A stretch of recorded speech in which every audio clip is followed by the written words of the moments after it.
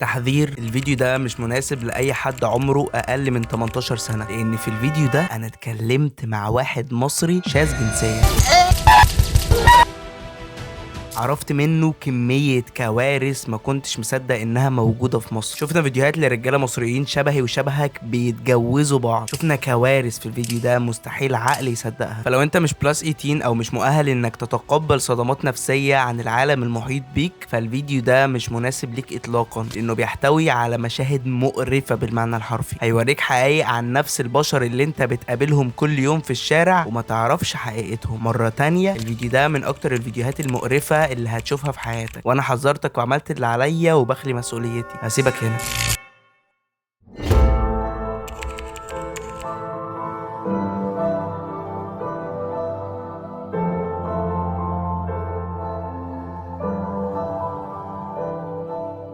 قبل ما ندخل في اللقاء اللي اتكلمت فيه مع واحد شاذ ونخوض الحوار معاه، تعالى الاول نفهم، ندور على حقيقة ليه الشذوذ موجود اصلا.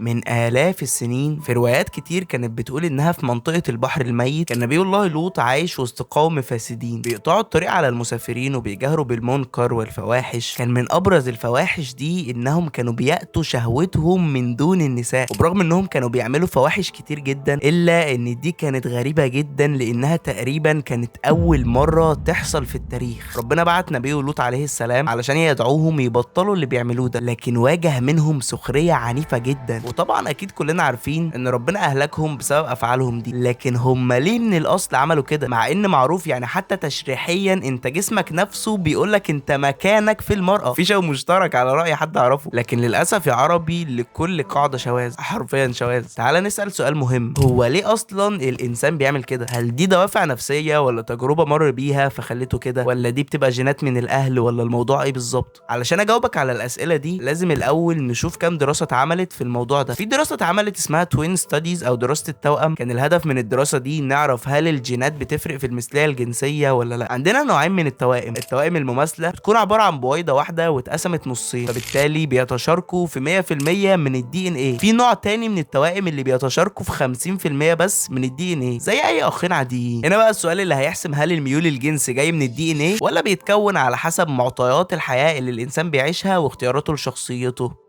الباحثين ريتشارد بيلرد ومايكل بيلي اول ما قرروا يعملوا البحث لقوا صدمه حرفيا. نزلوا اعلان في جريده المثليين انهم عايزين توائم مثليين، ايا كان بقى توائم مماثله او توأم غير مماثل او حتى اخ بالتبني. الباحثين دول يا حبيب قلب كامل العربي قابلوا المشاركين وبعتوا استبيانات للاخوات والتوائم علشان يقيموا توجههم الجنسي بعيدا عن توجه اخواتهم، واتصدموا من النتائج. 29 من اصل 56 يعني 52% من التوائم المماثله لقوا انهم مثليين جنسيا زي اخواتهم بالظبط. 12 من اصل 54 من التوائم غير المماثله بنسبه 22% توجههم زي اخواتهم. 6 من اصل 57 مثليين جنسيا من الاخوات اللي بالتبني. يعني النتائج دي بتثبت ان حتميا الجينات ليها دور كبير جدا. 52% توائم مماثله، 22% توائم مش مماثله، 11% اخوات بالتبني. تحس ان الاحتمال بينزل النص بالظبط كل ما نبعد عن التوائم المماثله. عارف على النتائج اللي بتتكلم عن نفسها دي مفيش اثبات واحد بس على ان الجينات لوحدها بتحدد التوجه الجنسي، بس برضو ايه اللي بيثبت ان الانسان جيناته بتأثر في ميوله؟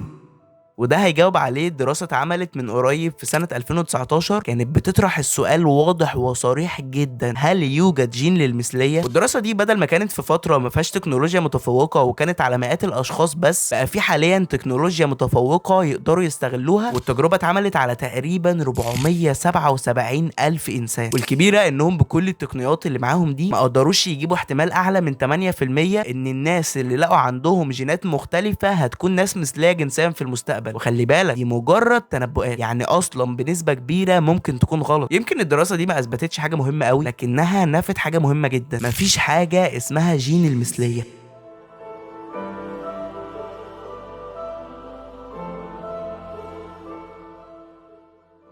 دراسة 2019 نفت دراسة التوأم المثلي اللي انا قلت لك عليها من شوية، وده ليه تفسير منطقي جدا على فكرة. يعني انا ما جبتلكش دراسة اثبتت ان في حاجة اسمها جين المثلية بعدين جبت لك دراسة بتنفي ده عبثا كده علشان ادوخك، بل دراسة التوأم اللي اثبتت ان في جين للمثلية كان عليها كلام كتير جدا. اولا ان اصلا الدراسة اتعملت في صحيفة كانت مخصصة للناس الشواذ جنسية، فاكيد البيئة المحيطة بيهم شواذ. ثانيا ان الدراسة اتعملت على ناس قليلة جدا، وده بيقلل احتمالية انها تكون دراسة موثوقة. من الاخر كده انا شايف من وجهة نظري ان الشذوذ الجنسي نابع عن اختيار الشخص لنفسه. وبالمناسبة بغششك حاجة، احنا هنتأكد من ده 100% قدام.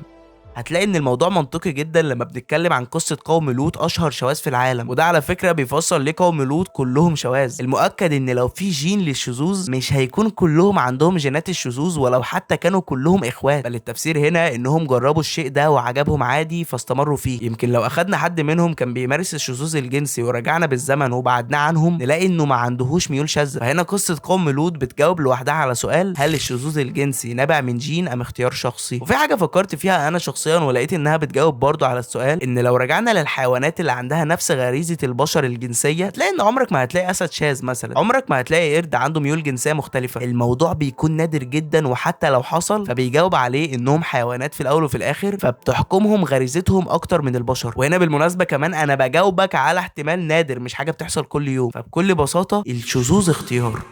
طب تعالى بقى نفصل شويه بشويه نكت عن الشواذ. عارفين انا عملت الفيديو بتاع النهارده ليه؟ اصل بصراحه لقيت الموضوع جذاب وبيشز. طيب مره اتنين شواذ رايحين يقابلوا بعض، فواحد منهم قال للتاني انا وصلت انت فين؟ فالتاني رد عليه وقال له انا جاي اهو. طب مره اتنين شواذ بيهزروا مع بعض، فواحد منهم ضرب التاني جامد، فالتاني اتضايق منه قال له طب ولما اقوم اني؟ فرد عليه وقال له طب وفيها ايه يعني؟ عارفين لما اتنين شواذ بيتجوزوا مين اللي بيلبس البدله؟ مش هقول لك دلوقتي، هقول لك في اخر الفيديو، وده بجد بالمناسبه هقول لك في اخر الفيديو. طيب بعيدا عن اللي حصل دلوقتي، ان انا بحاول افكك واخليك مفنفن كده علشان احنا للاسف داخلين على مأساة.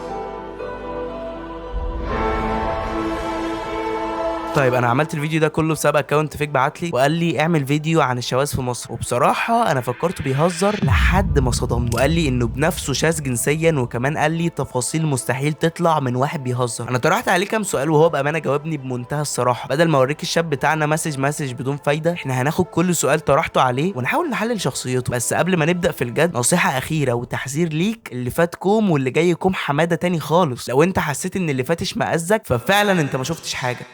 شدني جدا موضوع ازاي الشاذ بيتقبل نفسه وسط مجتمع رافض ده. هل هو اصلا بيزعل لما حد يقول عليه شاذ؟ وده كان السؤال اللي طرحته عليه، وكان رده عليا انه مستغرب اصلا هو هيزعل من ايه. فانا استغربت جدا وقلت له ياه قد ايه انت غريب. فعلشان يثبت لي ان ده حقيقي حكالي عن الاستحقاقيه المجتمعيه اللي عندهم. قال لي انه في مره كان هو واصحابه الشواذ بيلعبوا لعبه الجاسوس، فالكلمه اللي متفقين عليها كانت ستريت، بمعنى شخص عادي على الفطره بيحب البنات عادي جدا. اعتبروا ده شتيمه من كتر تعمقهم في الفساد اللي هم فيه. فجه في دماغي سؤال غريب جدا بس مهم جدا، وبيفسر لنا عقليه معقده. هو الشخص الشاذ جنسيا بيكون دايما راجل ولا بيكون دايما ست، ولا يعني على حسب جاي معاه بايه النهارده؟ فقال لي ان الشواذ مالهمش قاعده. حكالي عن 3 مصطلحات منتشره بين الشواذ. مش عايز اتعمق في القرف ده، بس في نوع بيبقى فيشه، ونوع بيبقى كوبس، ونوع بقى بيبقى فاهم مشترك، يعني بيعمل كل حاجه. وبعدها على طول الباشا تقريبا كان بيديني فوتج للفيديو، فبعت لي اقذر واكتر فيديو مقرف شفته في حياتي من فتره طويله جدا، لدرجه ان بطني قلبت حرفيا. انا شفت بعيني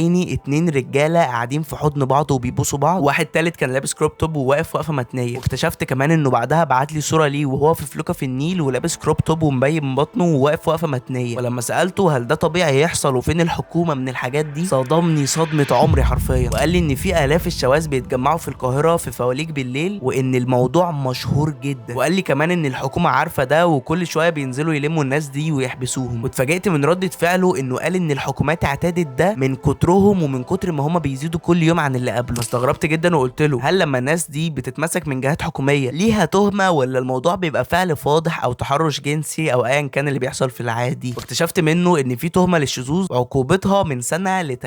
ولما رحت لحته تانية وسالته لو كنت مع بنت في علاقه هتحس بايه، فصدمني وقال لي على حسب هو ايه وقتها، واداني مصطلحين معروفين وسط الشواذ: البيور جاي اللي ما عندهوش اي احساس من ناحيه البنات خالص، والباي سيكشوال اللي ما عندهوش اي مشكله يعمل علاقه مع اي حاجه فيها خرم. شايف الفيديو ده؟ ايه رايك؟ 2 كابلز نايمين في حضن بعض. هتقول لي لا لا لا, لا. مش اخلاقك يا عربي. هقول لك اللي انت ما تعرفهوش، ان الفيديو ده فيه 2 رجاله. انا حرفيا ما كنتش مصدق، وده كان رد فعلي. العيال اللي في الفيديوز دول كابلز شواذ. البنت اللي عامله بوي كات دي بوي حرفيا من غير الكات. انت متخيل القرف اللي عينك شايفاه؟ الحاجات دي موجوده في مصر بس في المستخبي. احنا شايفين الفيديوز دي بعينينا علشان هم عندهم حريه شخصيه في بلدهم انهم يمارسوا القرف ده بمنتهى الحريه. تطبيع الشذوذ في الغرب وصل لحاله مزريه. هتلاقي عندهم الكومنتات بتاعت فيديوهات الشواذ I wanna get married I miss my boyfriend، وفي الاغلب الراجل اللي كاتب الكومنت ده. الصور اللي انا بعرضها لك اسفا دي حقيقه عالمنا الحقيقي اللي مؤخرا بقى اسود من الديب ويب. فحبيت اساله في موضوع تطبيع الشذوذ وهل انت بتحس باهانه لما اقول عليك يا اللي هل هيبقى عادي ولا لا؟ فبعت له الريكورد ده. انت عن نفسك يعني انا قلت لك دلوقتي يا شاذ يعني اللي بتتنى عادي بالنسبه لك ولا هتحس ان الموضوع اهانه؟ في حالتك دي اخترت ان انت تكون اللي بيتنى حرفيا، فاهم اللي هو انت بتاخد ده كاهانه ولا عادي؟ الرد كان انه بيقول لي مش هيفرق له، بالنسبه له شبه لي الموضوع بان حد يجي يقول لي يا يوتيوبر. سالته هل ارتبطت قبل كده بس ببنت عادي؟ لقيته بيقول لي كلام عن انه عادي وان الانسان اتولد بالفطره السليمه. واخيرا لما لقيته بيتكلم عن الفطره فقلت له هل بتحس بالذنب خصوصا ان انت شخص مسلم ودينك بيخالف ده والمفروض انك بتخاف من عقاب ربنا؟ فالرد كان ان الموضوع شبه كانه زي اي ذنب بيتعمل وان بتتفاوت فيه مستويات الندم. طب هل انت يا ابني عايش عادي مش خايف حد يعرف انك شاذ؟ بكل برود حكالي ان اصحابه واهله عارفين والدنيا بيس عادي. فمن هنا عزيزي المشاهد اقدر اقول لك ان احنا اخيرا قربنا على النقطه اللي بنلف عليها من اول الفيديو. قلت له انت عارف ان اللي انت فيه ده ملوش علاقه بالطريق السليم، وحاولت اخاطب انسانيته والتمس له العذر واقول له يحاول يتعالج ويبطل شخمطه. فكان الرد ان الموضوع صعب وبسبب ده هو مش حابب يتغير، مش حابب يتغير. بس هنا انا خدت منه اللي انا عايزه وقفلت الشات معاه.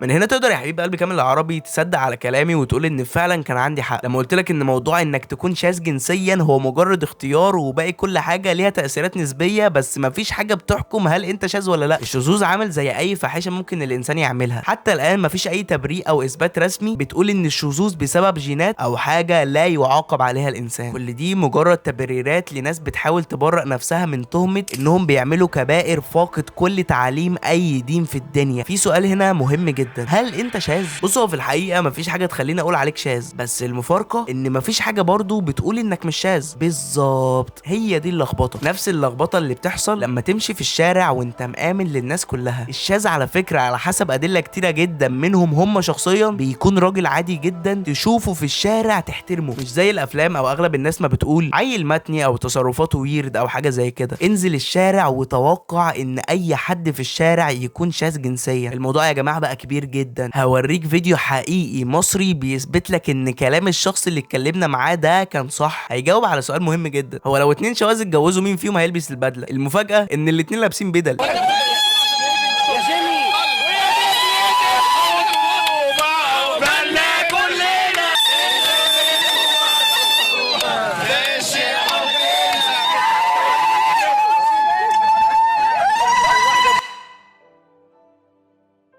شايف الاتنين رجاله وعادي جدا، انا لو شفتهم في الشارع هحترمهم. اولا عشان انا سطحي، ثانيا علشان هو باين انه عادي جدا. لازم نوقف ظاهره تطبيع الشذوذ اللي شايفينها مؤخرا وبقت باينه قوي. ما البنات حلوه والله يا جدعان. الفكره ان حتى في البنات الشذوذ بقى منتشر. كلمتين بجد، خلي بالك علشان الموضوع بقى منتشر جدا زي ما قلت لك بطريقه مرعبه. الشاذ ده ممكن يكون الراجل بتاع السوبر ماركت، سواق اوبر، طيار دليفري، مدرسك، دكتورك في الجامعه، صاحبك اللي يمكن انت وهو بتهزروا عادي كانكم بتتريقوا على الشواذ، ممكن هو نفسه يطلع شاذ بجد. اخيرا احب اقول ان الموضوع فعلا حزين جدا ولا يستدعي الهزار تماما. ربنا ينجي كل واحد على فطرته السليمه من العالم بنت المره دي، ويعدي ال60 70 سنه دول على خير علشان مش باين لها حياه من الاول خالص. وبس كده يعني. انا متعود في الاخر اقول لو وصلت لحد هنا فعايزك تعرف ان انا بحبك، بس خلاص بقى يعني ما بقاش في ثقه. يعني انا اسف بس ما فيش ثقه خلاص.